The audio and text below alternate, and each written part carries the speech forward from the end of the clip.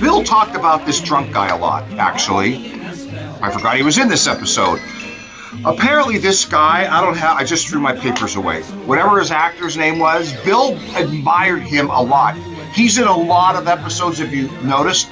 But Bill was telling me that he didn't drink, ever, in real life. The 109th episode they've shot. Isn't that crazy? But a lot of the reason back then, lighting was such a huge deal because this is like the advent, a year or two or three or four, whatever years old of color. I also find it interesting what Liz is wearing there, and here's why. Even back to those days, if you notice, back in those days, most people wore solid. Samantha, very graceful. I don't know if many people can pull off the way she did magic. It's like she was born for this part. Bewitched, bewitched, you got me in your spell. Bewitched, bewitched. Hey, let's chat about Bewitched. We're sitting here hanging out watching a Bewitched episode together. I'm looking at a monitor there so I can see what you're seeing back here. And we're just kind of celebrating the series, talking about what's going on in the storyline and behind the scenes. If you've never watched Bewitched before, just hang out with us and discover a super cool show that's super relevant to this day and super fun to watch. Like, probably for me, and I've heard from many of you in the comments, the ultimate in escapism. If you just want to, sometimes you just want to watch something that's not going to make you think or flinch because someone's shot and there's blood all over the place, or just all kind. Well, there is consternation, I guess, in Bewitched. That's kind of the story about a witch who's different, trying to fit into a world where she's not accepted. So resonates for so many in today's culture. And really, who really totally feels like they fit in society and they're like everyone else? Really nobody. So there's probably not a person on the planet that can't relate on some level. So there's Aaron Murphy playing Tabitha, Agnes Moorehead playing Endora. Agnes is about 66, 7 here. This is such a kid-friendly show. I think, again, that's why so many kids latched onto it. Tabitha twitched just like her mother and made her baby doll come to her. And, Samantha's like, stop using your powers all around her. And Endora's like, she's a witch. And the premise is that Endora is there to babysit, or does she have to go somewhere and can't babysit? I love this little scene right here where she's about to find out she can't stay. There's a messenger coming to say, you are required, which I just love this messenger thing, by the way. Never seen it happen before. It's usually a flaming arrow, but they decide. Oh, wait, he said the Taj Mahal. Oh, no, so somewhere she has to be. It's not the Witches' Council. She has to do something at the Taj Mahal. And she has to go right now, and she's saying, what am I going to do? Samantha just left, and I need a babysitter. And he says, looks like you have plenty of babysitters here.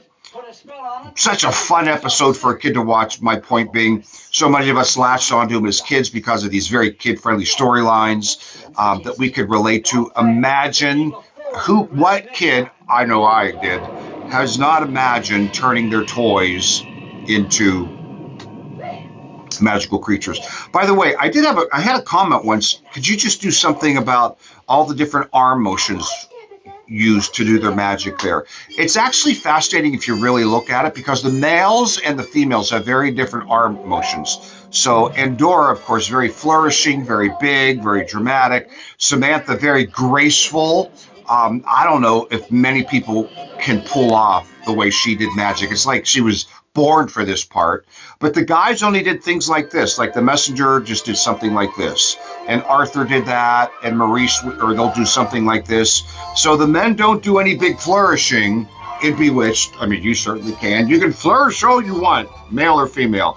But if we're talking about the way the episodes runs, the only time I remember, I'm going to tell you about this episode in a second. That's why I'm holding all this. The only time I remember a guy flourishing, if I'm making up that word, by the way, was when Sharina wanted to go on a dating service, and she found out she was really dating a warlock. And no, actually, he was imitating Sharina, spinning her arms real fast. He said, "Oh, this," and that's tacky. So anyway, Bill Asher directed this, of course, a friend of mine who I learned so much about. So, all right, let me tell you about this episode really quick. Let me find it here. Because even though I kind of like to blind react, though I've seen it a million times, I want you to know about it. So, all right. So, this is season, oh gosh. This is season 4, episode 2. So, it's the second episode they shot in this season. So, they just came back from, time off after a while. And this is the 109th episode they've shot. Isn't that crazy? So many. Endora saying, ring a bell if you need me. You're the babysitter now. And by the way, notice that Tabitha, because part of the storyline, watched Endora cast that spell, and she's a young witch learning how to be a bigger witch. So this is the 109th episode they did. It's crazy when you think about how many they made. I mean, can you imagine? Just so much work goes into this. All right. It aired September 14th, 1967. 1967. Endora's called to babysit the toy soldier. That actor's name is Jim Brooks, playing the toy soldier. Tabitha imitates the spell. Let me see if there's anything. They're just talking about the episode. Okay, filmed during season 3 on March 1967. So this was just to give you an idea of how it worked. This is filmed in March and broadcast in September. So well ahead of time. I don't know exactly why, but sometimes there's a reason why. Because sometimes you'll see things that are filmed, and then 3 weeks later they're on the air. So, this is why Samantha had a babysitter, because she has to have lunch with Darren, and I'm assuming that's a client with Larry. I can't really hear it because I'm talking so much. Because I have to, by the way, did I say if I don't talk constantly and I let the volume go full, a lot of the platforms, actually most, will either block it or silence the audio altogether. The reason that I have to kind of cover the TV screen a little bit is if I don't, they will block it for using an episode.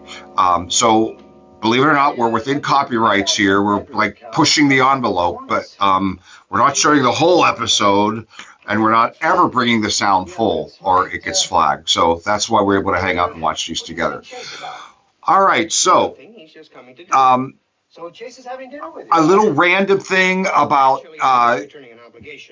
the storyline about Darren being so successful and Larry concerned that he's not going to hang around because he's so successful. And what if he opens his own agency? So I don't know if you know this, but typically in a script, there's an A story, a B story, and a C story. So in this case, for example, the A story is Tabitha has toys babysitting her. The B story is Larry is concerned that Darren is going to sign with another agency. What's the C story? Sometimes there isn't. A lot of times there are. There tends to be an A, B, and a C. Maybe the C story would be something like, and Tabitha is growing in her powers, or Tabitha is learning that you can imitate witchcraft. I'm not sure. Actually, the B, no, I'm wrong. I know what the C story is now that I think about it. The C story is that the toy soldier breaks loose and goes to a bar. So the toy soldier can't talk. For some reason, the toys can't talk, just because the script writer decided they can't talk. But he just nods. And Samantha called, and, what's going on here? I just called the house, and someone answered, but never talked. Because it's a toy! Get home! All right, so now, Samantha's turning all of her toys into real things. Who wouldn't watch that as a kid and go, oh, I love this show? No, seriously. This doesn't compare to anything on PBS, in my opinion, with nasty drawings of cartoon things running around. That's just me. Okay, so I've said it before, and just to show you, in case you haven't noticed, though, Tabitha's bedroom is also the den set, but they cover the paneling with pink. And the doors are in the same place, so that door would go to the kitchen. The door that's her closet is sometimes it's a bathroom, sometimes it's a closet. They keep changing it. So Samantha's like, something's wrong, and she's going to walk into the bedroom, and so Tabitha's window on the den set, you see that little insert? They just insert a bookcase in there. And that wall right there behind for the hall is just gone, and you can see into the kitchen. So you can kind of see how that's the den set. All right, again, as much as I pay attention to this stuff, I didn't know that until Bill told me that. Again, this is years ago. And again, as I said, it's not like I was sitting there taking notes to everything you said. These are just things I'm remembering. I'm like, oh, no way, I can totally see that. That is the den set. But never a fourth wall in this set. If you watch the previous chat, we talk about the fact that there was a fourth wall in the den set where the trial and error of Aunt Clara, where Darren has to climb in through the window and bust them. They put it in there. Okay, what set are they in now? Is this spare bedroom? How come I don't remember this? This is the spare bedroom set. So I'm assuming, okay, this is super cool. Big flourishing, right? And it doesn't work because Tabitha has too big strong of a magic now.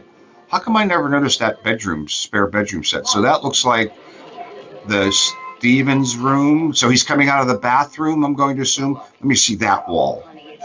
I'll bet this is the Stevens, their bedroom. Repurpose. They just redecorate it, put up a new flat here and there, and just change it. Because again, these movie studios tend to be really big. But with episodic television, soap operas, and all that kind of stuff, if you've ever watched the behind the scenes of Lucy thing, you get a pretty good idea of what episodic television set sizes are. Of course, it depends on how big they are, how successful they are, but they're not real big, so they repurpose a lot of sets and redecorate them.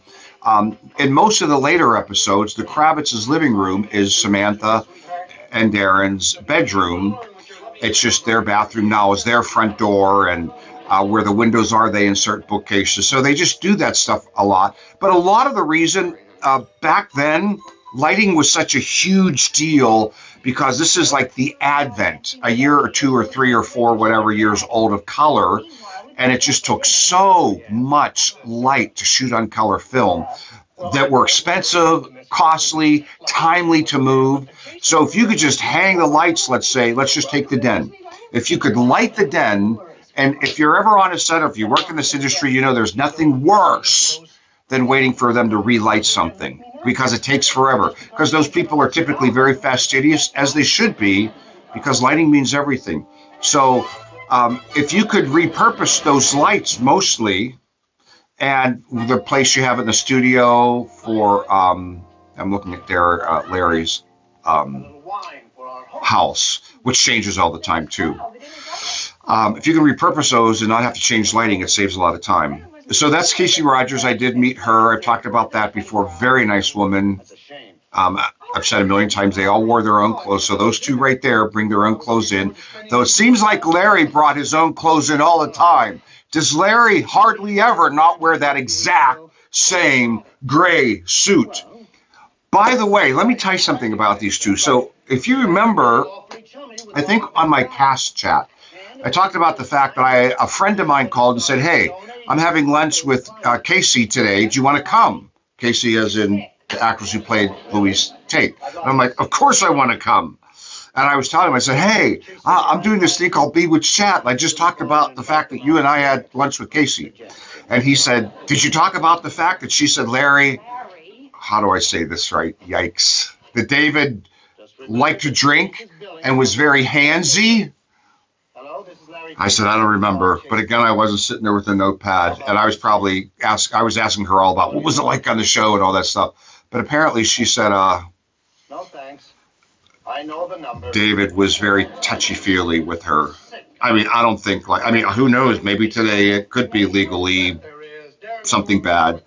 But for whatever reason. So anyway, she has blonde hair in real life, which shows up in the last couple of episodes. They made her wear a wig because both the production and Liz didn't want her to have blonde hair because they look too much alike. And again, it makes sense. Remember back then, even though we're watching it on beautiful, stunning 4K high definition, that was no cable TV, rabbit ears, the picture was blah. So, it was nothing like what we're seeing, so crisp and so cool to watch, even on DVD, even on VHS, really.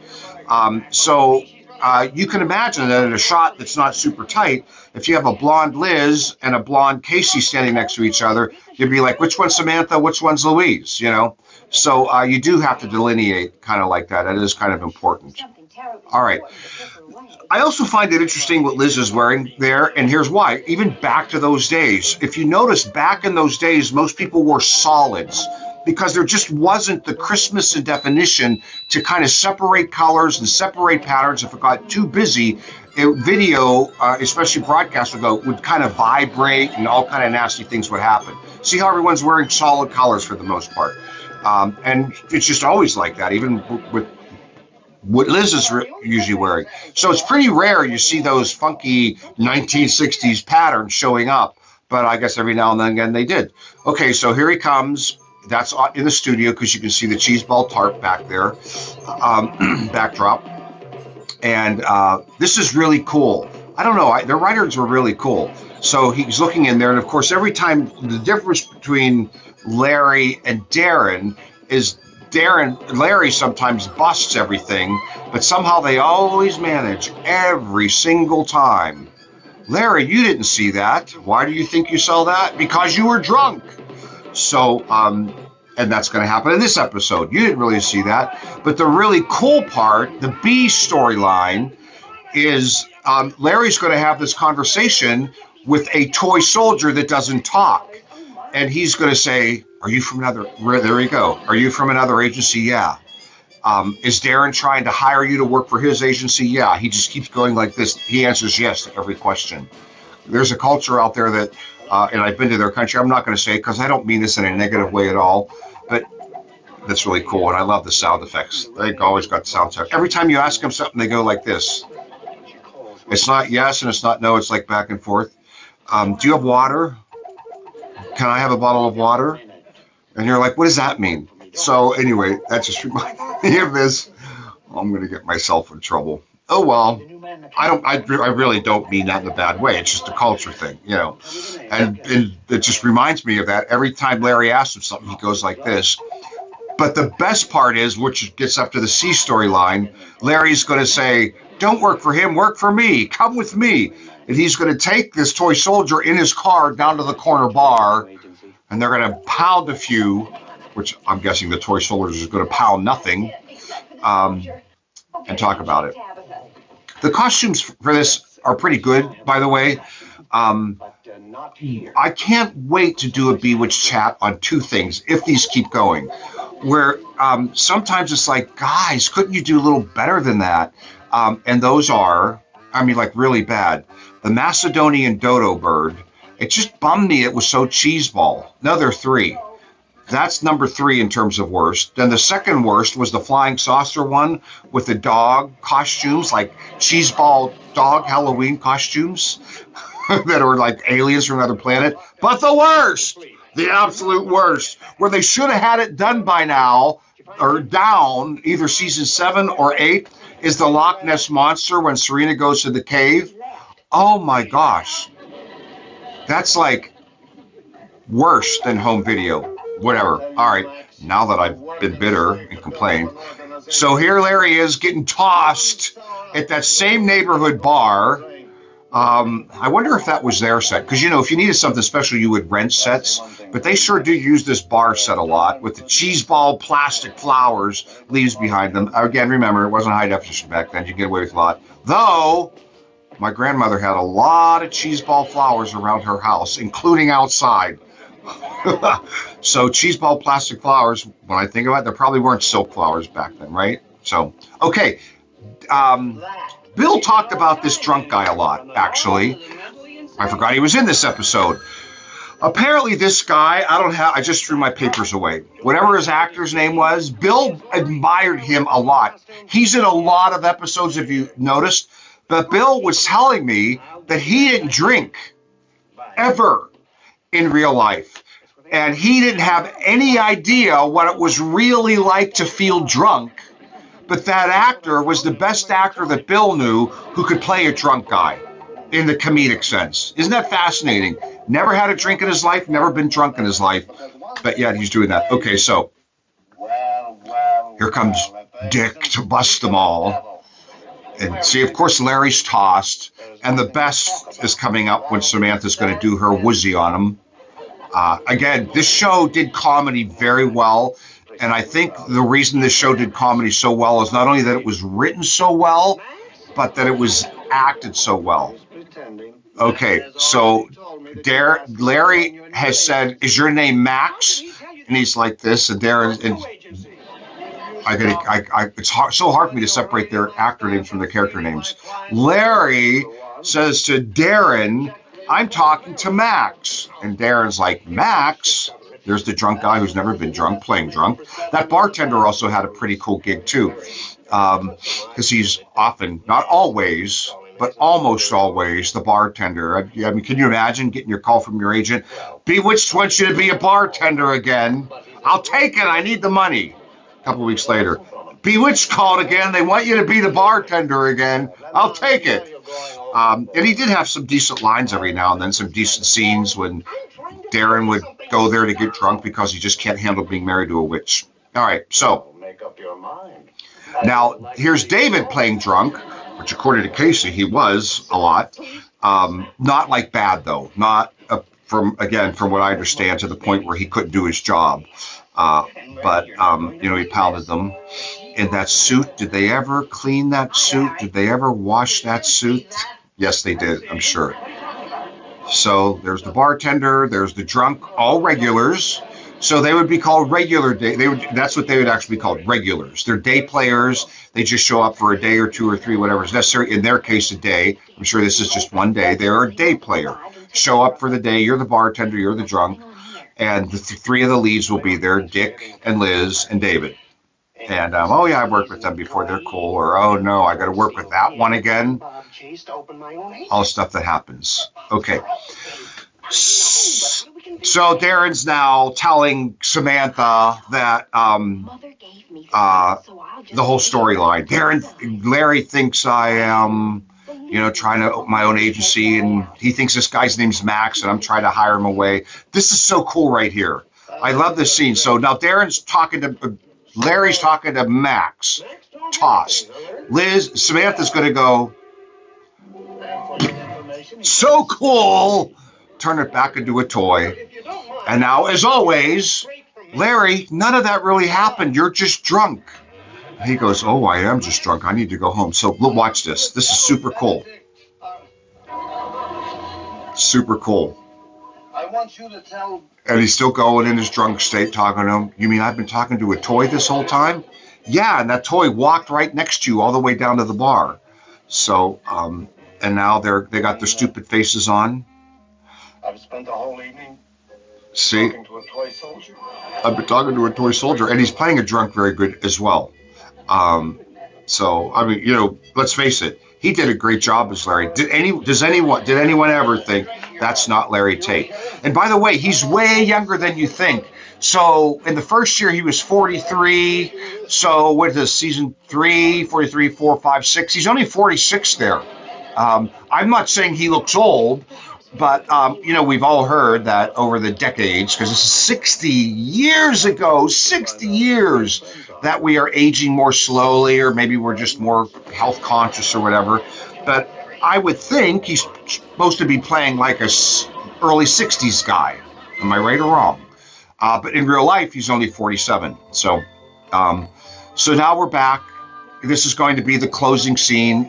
I've said it before. I love the closing and opening scenes where you just get a little tender touch. Just their life. This is Stevens, and you really feel like you're there. They've cleaned off all the toys until Tabitha learns to control herself. But now this is, again, great comedy. I should look at who wrote this. This is written really well. So, Tabitha's pretending that she's talking on her little phone. Or is she? And now this is going to show you what a great actor Dick York is. See, I just think Dick, this is hard to pull off. I mean, you read this in the script, how am I going to play this? And so now look, he's going from, "Oh, how cute. You want to talk to my daddy," she says. And he's going to pick up the phone and says, "Hello, this is Daddy." And then be all fake. Watch how he turns. Look. "This is Daddy speaking. Who is this?" And of course, she's going to listen, and someone's really on the phone because Tabitha zapped the phone and really made a phone call. They use that gig a lot. Endora talks on Tabitha's toy phones several times. Okay, so our daughter just made a long distance call on a toy telephone. Doesn't that just bother you? So very cool. And then, Liz and again, they just all go together so much in my mind. Of course, I've watched it forever, so of course they do. But I just think they sell it so well and do such a great job. And again, just look at Dick. How many, now he's like, okay, I can accept it. I mean, he's popping in and out of different characterizations back and forth. He was brilliant at it, I think. Where again, for me, Darren number 2 just kind of had a one or two buttons. He just had a lot of buttons. And I'm not ripping on Dick Sargent, but I just really like the way Dick York did it. Okay, that's it. Great kid-friendly episode that we can still watch today and totally enjoy. So, hope you enjoyed this Bewitched chat. We'll do some more, see what happens. We're now to the point we're doing an episode at a time here and there.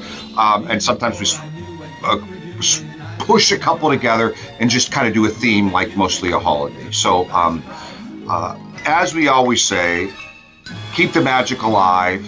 Enjoy going back in time and being youthful and young and ridiculous and watching Bewitched together. I love doing it with you. I'm honored that you do it with me.